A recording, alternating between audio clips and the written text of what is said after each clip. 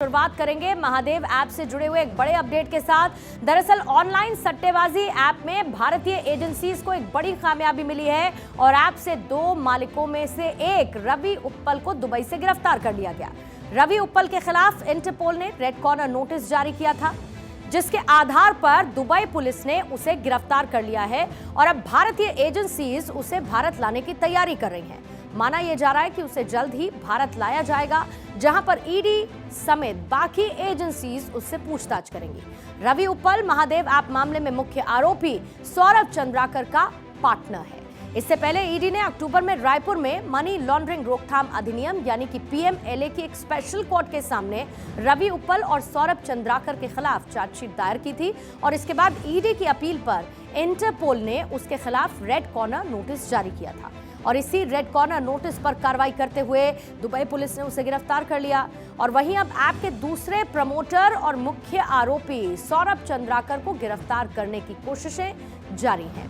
जानकारी के मुताबिक महादेव ऑनलाइन ऐप का हेड ऑफिस यूएई में है, जहां से उसे ऑपरेट किया जाता था और ईडी का आरोप यह है कि दोनों ही प्रमोटर सट्टेबाजी से होने वाली कमाई को विदेशी खातों में भेजने के लिए हवाला का इस्तेमाल किया करते थे।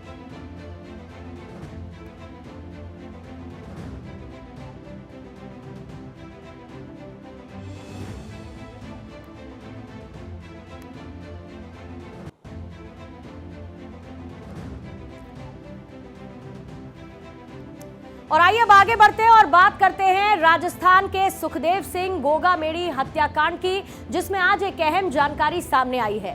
दरअसल सुखदेव सिंह गोगामेड़ी हत्याकांड के इकलौते चश्मदीद अजीत सिंह की भी इलाज के दौरान मौत हो गई है। अजीत सिंह सुखदेव गोगामेड़ी के गार्ड थे और इस हत्याकांड के चश्मदीद भी थे। श्री राष्ट्रीय राजपूत करणी सेना के राष्ट्रीय अध्यक्ष सुखदेव सिंह गोगामेड़ी की बीते 5 दिसंबर को दो हमलावरों ने उनके घर पर गोली मारकर हत्या कर दी थी। उस दौरान वहां पर मौजूद सुखदेव के गार्ड अजीत सिंह और नवीन शेखावत नाम के एक दूसरे शख्स को भी गोली लगी थी। हमले में सुखदेव सिंह गोगामेड़ी और नवीन की मौके पर मौत हो गई थी, जबकि अजीत सिंह गंभीर रूप से घायल हो गए थे। इसके बाद उन्हें अस्पताल में भर्ती करवाया गया। हालांकि 7 दिन तक जिंदगी और मौत से जूझने के बाद अजीत भी जिंदगी की जंग हार गए। जिस वक्त हमलावर सुखदेव गोगामेड़ी पर गोलियां बरसा रहे थे, उस समय अजीत सिंह ने उन्हें बचाने की कोशिशें की, लेकिन गोलियां लगने से वो बुरी तरीके से घायल हुए और इसके बाद जयपुर के सवाई मानसिंह अस्पताल में उनका इलाज चल रहा था। इस हाई प्रोफाइल हत्याकांड की जिम्मेदारी गैंगस्टर लॉरेंस बिश्नोई के गैंग ने ली थी।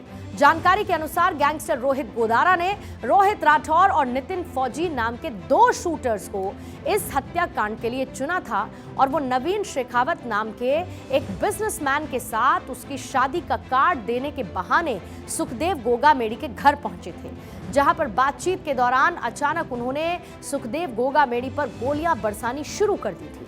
पुलिस इस मामले में शामिल दोनों शूटर्स और एक मददगार को पहले ही अरेस्ट कर चुकी है, जबकि बाकी आरोपियों की तलाश लगातार की जा रही है। और आइए अब अगली खबर का रुख करेंगे। बात करते हैं पंजाब में हुए हाई प्रोफाइल एनकाउंटर की। आज मोहाली के जीरकपुर में एंटी गैंगस्टर टास्क फोर्स और बदमाशों के बीच मुठभेड़ हुई। ये मुठभेड़ रिंदा और सोनू खत्री गिरोह के साथ हुई है, जिसमें पुलिस को 2 नामी बदमाशों को गिरफ्तार करने में कामयाबी हासिल हुई। जानकारी के मुताबिक पुलिस गैंगस्टर तरनजीत सिंह उर्फ जस्सा को एक मामले की तफ्तीश के लिए जीरकपुर लेकर आई थी, लेकिन उसने भागने की कोशिश की और इस दौरान उसके साथी ने पुलिस पर गोलियां चलाई, जिसके बाद पुलिस ने भी जवाबी कार्रवाई की। पुलिस से मिली हुई जानकारी के मुताबिक जवाबी कार्रवाई में जस्सा नाम के एक बदमाश के पैर में गोली लगी। वहीं पुलिस के एक जवान भी इस मुठभेड़ में घायल हुए, जिनकी हालत खतरे से बाहर बताई जा रही है। गैंगस्टर तरनजीत सिंह उर्फ जस्सा को इससे पहले पुलिस ने नवंबर में भी गिरफ्तार किया था और उन पर हत्या के 6 मामले दर्ज हैं। 3 ਦਿਨਾਂ ਵਿੱਚ 3 ਮਰਡਰ, ਪਿਛਲੇ 6 ਮਰਡਰ ਕੀਤੇ ਹੋਏ, ਜਿਸ 'ਚ ਲੋੜਿੰਦਾ ਸੀ। ਉਸ ਨੂੰ ਪਬਲਿਕ ਸੇਫਟੀ ਨੂੰ ਮੱਦੇਨਜ਼ਰ ਰੱਖਦੇ ਹੋਏ ਪੁਲਿਸ ਵੱਲੋਂ ਉਸ ਨੂੰ ਉਹਦੀ ਕੋਸ਼ਿਸ਼ ਨੂੰ ਨਾਕਾਮ ਕਰਨ ਲਈ ਵੇਸ ਤੋਂ ਥੱਲੋਂ ਉਹਦੇ ਉੱਤੇ ਫਾਇਰ ਕੀਤਾ ਗਿਆ ਤੇ ਜਿਸ ਦੇ ਨਾਲ ਉਹ ਇੰਜਰਡ ਹੋਇਆ। ਉਸ ਨੂੰ ਆਪਣੇ ਐਂਬੂਲੈਂਸ ਬੁਲਾ ਕੇ ਉਸ ਨੂੰ ਹਸਪੀਟਲ शिफ्ट कर दिता गया है। तो उस तो बाद पता लगेगा कि उसकी इंजरी कितने हैगी तो किस प्रकार की।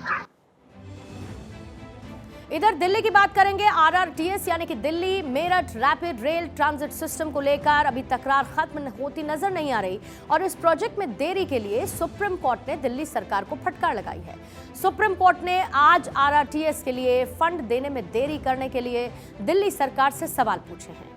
कोर्ट ने तल्ख अंदाज में कहा कि दिल्ली सरकार इस परियोजना के लिए जल्द से जल्द फंड मुहैया करवाए, वरना कोर्ट दिल्ली सरकार से ये फंड वसूलने के लिए मजबूर हो जाएगी। दरअसल केंद्र सरकार उत्तर प्रदेश, हरियाणा और राजस्थान जैसे पड़ोसी राज्यों के बड़े शहरों को दिल्ली से जोड़ना चाहती है, ताकि दिल्ली से कनेक्टिविटी बढ़ने से इन शहरों को भी फायदा हो सके। इसके साथ ही रेल और सड़क मार्ग पर पड़ने वाला बोझ भी कम हो सके।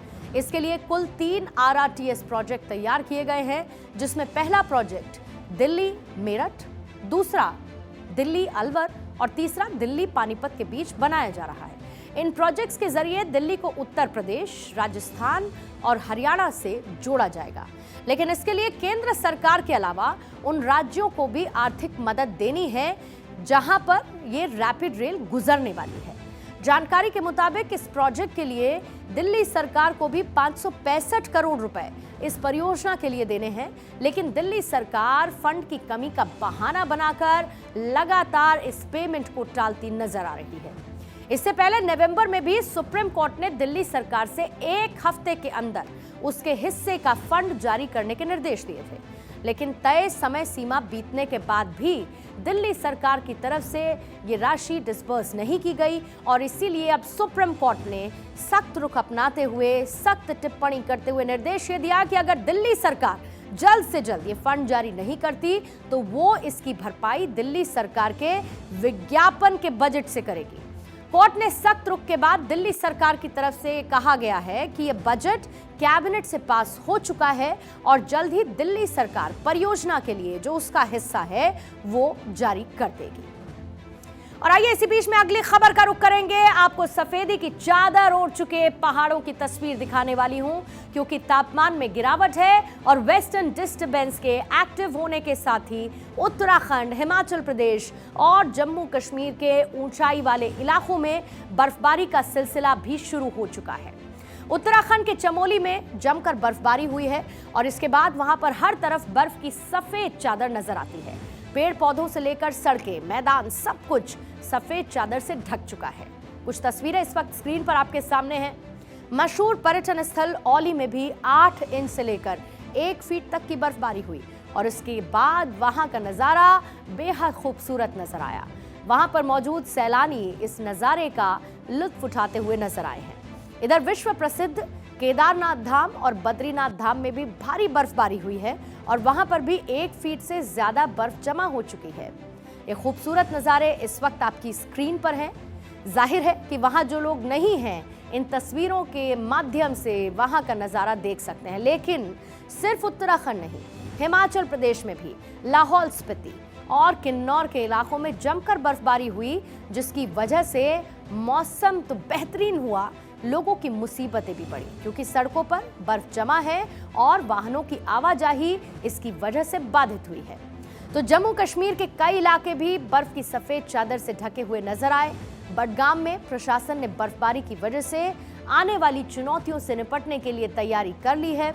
वहां रास्ता बहाल करने के लिए बर्फ काटने के लिए मशीनें तैनात नजर आई हैं। जहां तक आज के डिस्ट्रिक्ट एडमिनिस्ट्रेशन की बात हम सुनते हैं और जो हमारी नॉलेज में बातें आई हैं वो ये है कि डिस्ट्रिक्ट एडमिनिस्ट्रेशन पिछले साल के मुकाबले में काफ़ी अलर्ट है और विंटर से, सर्दियों से अच्छी तरह से निपटने के लिए, आसान तरीके से निपटने के लिए तैयारियां की जा रही है, जिसमें अपनी मशीनरी को अलर्ट रखा है।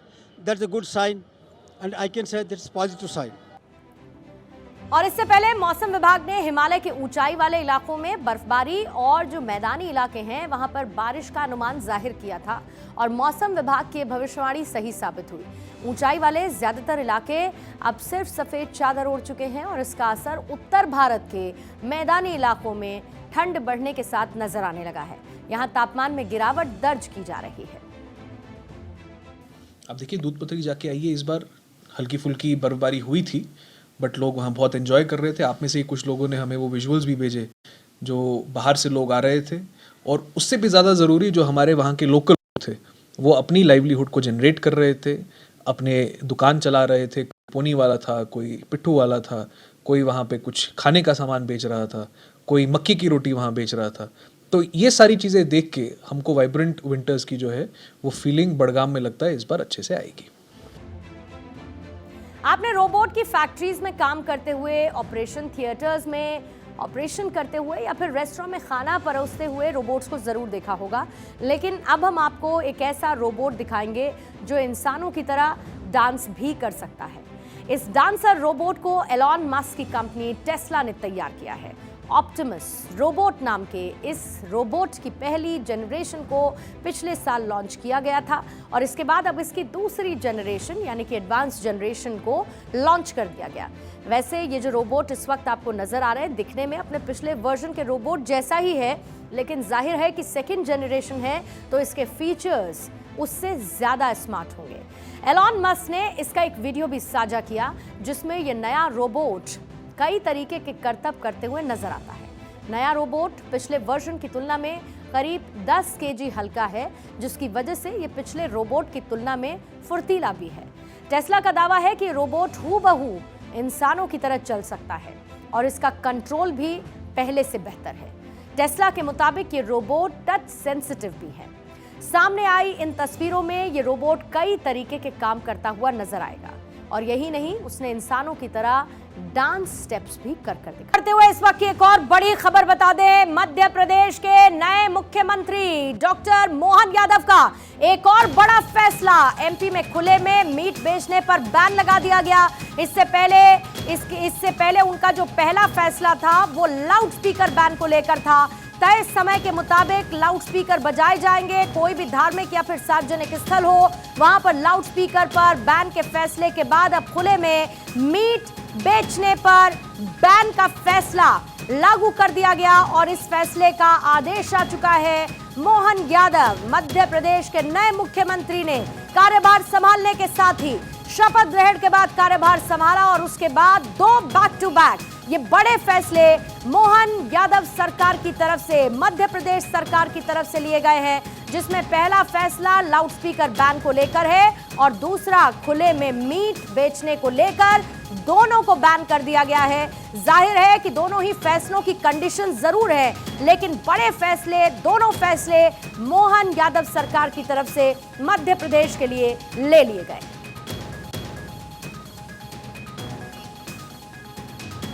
हमने कहा कि धार्मिक स्थल पे अगर कोई इस सीमा का उल्लंघन करेगा तो उसके लिए कार्रवाई करेंगे।